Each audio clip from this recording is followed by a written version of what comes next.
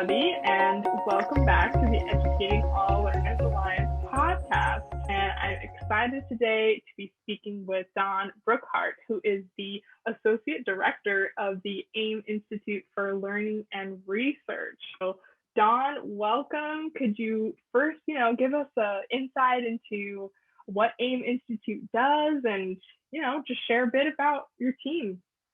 Well, Gabrielle, thank you so much for providing us the opportunity to speak with you today. AIM is a nonprofit organization committed to literacy instruction that includes two divisions. We have AIM Academy as well as AIM Institute for Learning and Research.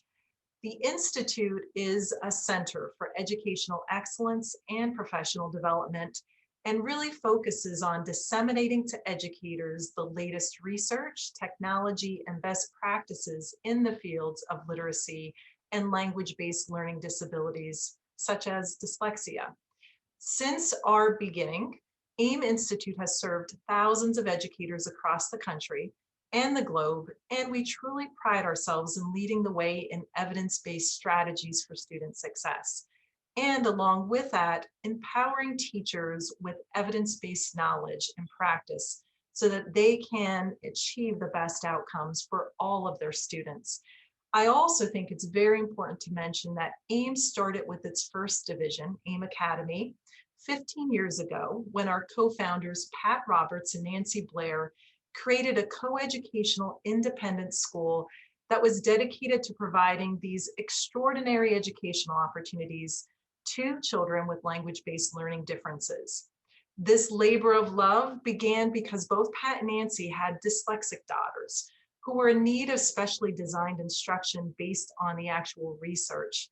And thus, in 2016, they started AIM with 24 students. Because of their tireless efforts and their innovative approach in advancing the science of reading, the Academy now houses more than 385 students in grades 1st through 12th, and really has become our proof of concept, our lab school for the professional development that the Institute replicates and disseminates. I also want to mention that in addition to capturing this research-based instructional approach that we have in our school, AIM's success is rooted in its partnerships with organizations such as Haskins Global Literacy Hub. This partnership really guided the establishment of the AIM Ignite Center, and I know that's a big acronym. Ignite stands for Implementing Global Neuroscience Initiatives in Technology and Education. Really, that initiative began with the first EEG lab in a school environment, conducting the very first neuroscience research project with the Haskins scientists. And it's this work that really furthers AIM's goal of disseminating these best practices to educators by providing the latest research-based curriculum, technology, and training. That's incredible. And of course, we're happy to have AIM Institute as an ELA partner. And so I'd love to dive even more into, of course, your partnership with AIM Ignite Center, but what are some other ways that the Institute furthers the goal of promoting best practices in literacy instruction? That's a great question. Thank you, Gabrielle. It's the question we're all asking today, right? With the pandemic and the challenge of really scaling professional development and providing high quality professional development to all learners. But I will mention that when we first began in delivering professional development, we, like everyone else, was doing so through a stand and deliver model. However, we knew that to be successful in scaling professional development at a global level, that we would have to use the latest in research as well as technology. So in June of 2019, we launched AIM Pathways, which is an interactive digital teacher training platform that houses all of its coursework. Now think about that, because that was almost a year prior to the pandemic. The pandemic hit us in March of 2020. So in June of 2019, a lot of people were probably thinking, why do we need professional development on a platform, and will this work? Well, a year later, we were saying, thank goodness we went in that direction, because it was what everyone was asking for. Because the web-based coursework is taken asynchronously, all of our learners can access that high quality content 24 hours a day, 7 days a week. And most importantly, the content is all aligned to the International Dyslexia Association's knowledge and practice standards for teachers of reading. We take that a step further, though. It's not just the content through this interactive platform, which makes it rich and robust. We take it to the application phase, and that's the differentiator for us at AIM Pathways. We really focus on the application of that content through coaching sessions. And we call these coaching sessions our virtual community of practice sessions, where participants in the platform meet synchronously with AIM facilitators, our coaches, and really focus in on honing their teaching skills so that they can be sure to be successful in the classroom setting with the application of that professional development. And we all know, and I can speak as a former public school administrator and teacher, how many times did I return from professional development only to be frustrated with not understanding what now I should do in the classroom. What does it look like? So we really set up our participants to be successful because we want them to be confident when their professional development has to be applied to that classroom-based setting. We currently have 3 courses I'll mention in our interactive platform, and the 4th course is scheduled to be launched this summer. Our first course is our Pathways to Proficient Reading. It is that foundational course grounded in the science of reading. And it's designed for those educators who are committed to learning about the connection between reading research and theoretical models, such as the simple view of reading and Dr. Hollis Scarborough's reading rope. Our second course is a companion course. And I can't speak enough about this course, about my excitement, because as a former administrator, I often found that the bottleneck in the system was the leadership. That in order to be really successful in creating that literacy of culture, it really took agents of change based upon, or agents of change with leadership. And our second course, our companion course to Pathways to Proficient Reading, is Pathways to Literacy Leadership. It's a foundational knowledge course that empowers school administrators to create an organizational vision for effective literacy instruction and provides all the tools necessary to implement systems-based leadership. We give them all kinds of wonderful walkthrough tools that they can use as checklists as they're working with teachers in evidence-based practice tools. And we also help them to understand how to implement an effective MTSS model and how to put together an effective literacy plan.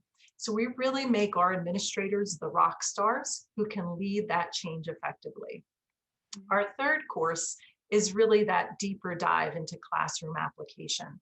It's focusing on providing interventions in tiers 2 and 3 of the MTSS model. And it's called our Pathways to Structured Literacy and Practicum course. Those are amazing. Thank you for sharing the different available courses, and I appreciate the emphasis on more diagnostic teaching and really emphasizing those leadership skills, because so much of what we do, if the leadership of an organization aren't encouraging teachers, then students by default may not be as encouraged to develop these skills wholeheartedly, and from that diagnostic lens, really emphasizing the different variability that comes with each student. So thank you for touching on that. And I know you obviously mentioned what each course offers, but just to dive even further, what are some of the main things that people and educators can learn by completing the courses? Sure. Let's take a little bit deeper dive when we talk about that in terms of the technology that's built into the platform, because I think it's really important to note this isn't your typical click and snooze type of LMS system that we're used to having, right? When we think of professional development, the platform really takes our proven methodology that we use within AIM Academy and the neuroscience research in language and literacy, and converts it to research-based teacher knowledge and training designed to improve instructional practices in literacy. It improves teacher knowledge related to the science of reading with a new way of giving teachers the support they need through helping them translate the evidence-based practices into their classrooms. So what does that mean? That means that the platform is filled with all kinds of case studies and student simulations that allow teachers to deepen their knowledge based on the research and actually apply this knowledge to develop that diagnostic and prescriptive ability and real-time applications included in coursework. Exactly what you referred to, the importance of having more now than ever. And then the other piece is that the learning objects in this platform, and we call them learning objects, we have more than 1,000. And they're all different types, 15 different types of them that users can experience everything from documents to video lectures, surveys, interactive exercises, and tons of free, did I say free, teacher resources that they can download and use the very next day in their classes. And most importantly, the materials delivered in various modalities that cater to a variety of learning preferences. So we as educators often tell our teachers, differentiate, especially administrators, but we actually don't model this very well when we provide professional development. The platform is designed to do very much that. And that is, we have a unique logic model that we use throughout the platform. Learn, practice, and apply. And it's through these various learning objects in the platform that we're actually able to not only start and learn and relearn the content through corrective feedback that's actually built into the platform, that we can really make sure that our learners are securing the knowledge and, most importantly, being able to apply that knowledge. And again, that application, and I'll reiterate, comes through not only the application they have with those classroom simulations within the platform, but they also get to apply it in those virtual community of practice sessions when they meet with their individualized coaches. Well, we definitely hope people look more into AIM pathways and use some of those free resources that you mentioned. But kind of looking forward, what are some upcoming opportunities that people have if they want to engage with the AIM community, and where can they go to find this information? We have a number of wonderful opportunities coming up at AIM. Very soon, we will be having our 9th annual Research to Practice Symposium. This is where we gather the leading researchers in the field of literacy each year, and we stream the event. In case people are unable to attend the Research Symposium, we actually record it. So we certainly encourage people to sign up for it, and we'll send them the recording. This year's event will be held on Monday, March 15th, coming up very soon. And the topic is early literacy screening. We're really focused on prevention through early identification and intervention. We have wonderful researchers that will be presenting, like Dr. Nadine Gabb, Dr. Fumiko Haft, Dr. Hugh Katz, and Dr. Yakov Pecher. And the moderator is Dr. Don Compton from the Florida Center for Reading Research. I also want to point out that it's free. It doesn't cost anything. We also have all kinds of continuing ed credits that we give for our participants. So if you're thinking you're a teacher and you'd really like to attend, but you are busy that day, please sign up and we'll send you the recording, and then you're eligible for those CEU credits as well. And also, I would be remiss if I didn't recognize the strong partnerships like the Educating All Learners Alliance that have come about as a result of this pandemic.